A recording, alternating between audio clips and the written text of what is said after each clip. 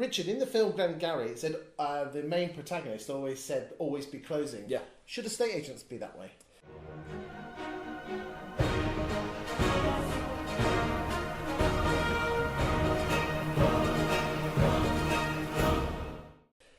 I think so many agents do fail to close. They're terribly nice. They go in, they say everything they think they ought to say. Trial close. Yeah. Well, they don't even. No. They don't even trial close. They're just nice to people, and they hope it'll work.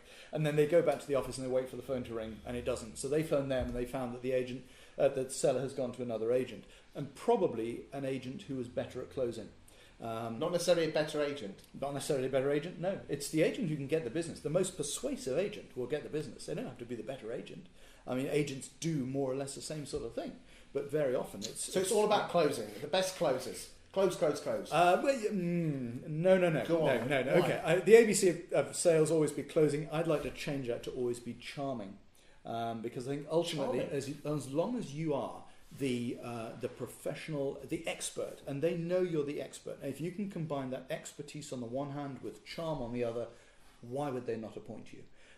You've got to close as well, of course, and that means those trial closes, using some psychological aspects of that as well, just seeing where they're going. Because you do help agents with this, don't you? Absolutely. I love the psychology of closing and of sales generally, but lots of little psychological things you can just drop in to get them to move along that conveyor belt to then understand when they're ready to close, and then you can just ask them for the business. It's really simple. Well, you could almost get them to close for you if you really... yeah, absolutely. That's great. Yeah. So when you say charming, what does that look like? It doesn't mean being obsequious and telling them what they want to hear. It just means not being aggressive. So closing doesn't have to be aggressive. Bullish, yes. Arrogant, no. Confident, yes. So I think... the agent who goes in really wanting to get the business and being really, almost arrogant, there's probably not a place for that, but only just. I think if you're charming and confident, then that's a nicer form of professional aggression, if you like. So someone who's clearly the expert, they're pushy, but not in a pushy way. In other words, they're persuasive. So charm, persuasion, expertise, confidence. Those things together are the things that they're hard work. When you can close, it's hard work to be that way, isn't it? It's some people are like it naturally. You can learn it, and that's a lot of what I spend my time doing. And when when it sort of clicks and you have a couple of successes, you think, actually, that was quite easy. Why haven't I always done that? And it almost becomes a self-fulfilling prophecy. Yeah. Oh, absolutely. You have a few successes, and you go and you're feeling so confident. The others just fall into place. Yeah.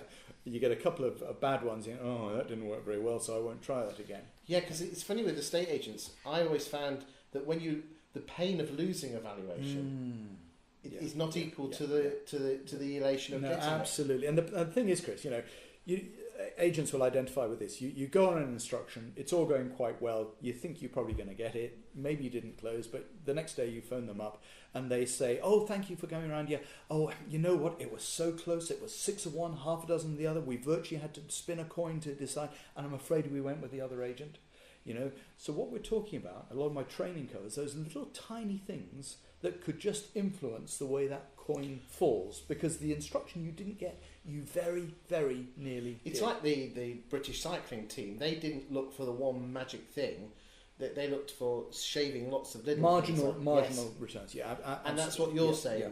Yeah. Lots of little things that make up the difference. There isn't one big super weapon, is there? There's not one big super weapon, but you don't know which of the little weapons is the one that just tips the balance. Because you are when they say it was 6 of one, half of the other, you don't know which way it's going to go. Just that little thing you could have done or said or whatever it might be that just. And that's everything from picking the phone up, the pre-valuation, there'll probably be a letter before what you did about taking the shoes off. There's a whole petting the dog. Oh, it goes on. There's some really strategic things. Yeah. So there's a lot you can do that could just tip that balance in their favour. Yeah, it may be a video communication. You've confirmed the appointment by video. I'm involved in a company that I do a lot of video communication because it puts the real person right there. What, some of those? A box at the top. That's Vox, isn't it? Yeah. Agent Vox. Yeah. Now we're the UK distributors for that, and I mean I think I've recorded about 2,000 of those, but it's a great way. Well, I'll tell you even now. I've got loads of clients that use Agent Vox, and they say the difference it makes is tremendous because people are seeing the real person, and it really is plug and play. Hi, it's Chris, I'm coming to the evaluation. Absolutely, yeah. People love to see that. It's the shiny, authentic inversion. People don't want the shiny, mass-produced video. They want the real you, and they can see with the mistakes and everything, and with the coffee and all the bits of papers and all this stuff. They want reality. They want the authentic you. They want sincere. They want to know that they're dealing with the real person. Yeah, it's like actually the BBC. If you look at BBC News at the beginning, the opening credits or whatever, or BBC News, you can now see the cameras, you see the auto cue and everything, the lighting, the engineers, people wandering around. They're saying we're not trying to hide anything. This is us. This is how we do it. There's no smoke and mirrors. And I think people much prefer that. Well, it's interesting. I do a lot of videos, and I teach people videos and do a lot of videos. And what I find is the raw stuff at the bottom works really well, and the really high quality stuff works. But the stuff that's in the middle, that's why people like outtakes. Maybe we could show the outtakes on this. It's so professional. We don't have any. Quick, let's think of something stupid to do. Oh dear. So, is there anything you want to finish on this video about being charming and closing and being different? I think a lot of it is set up by your marketing in advance, how you have promoted yourself, how you're seen on social media, how you're seen in the local paper, your newsletters, your flyers or whatever. That's setting up the brand, if you like, because I always think the brand is a representation of the people, not the other way around. So if you had a fantastic brand and you went on an instruction under that brand, but they didn't like you, you're not going to get the instruction, are you?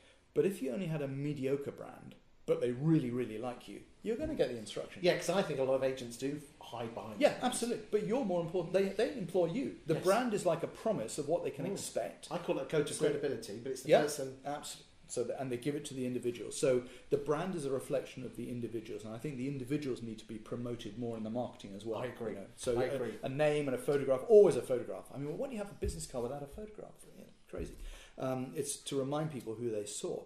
All your articles, your blog should always have a photo and an author in. Even if they didn't write, even if you wrote or I wrote it for them, they should still be there, being seen to be the expert. Excellent. Thank you, Richard. Okay, you're welcome. Cheers. Thank you.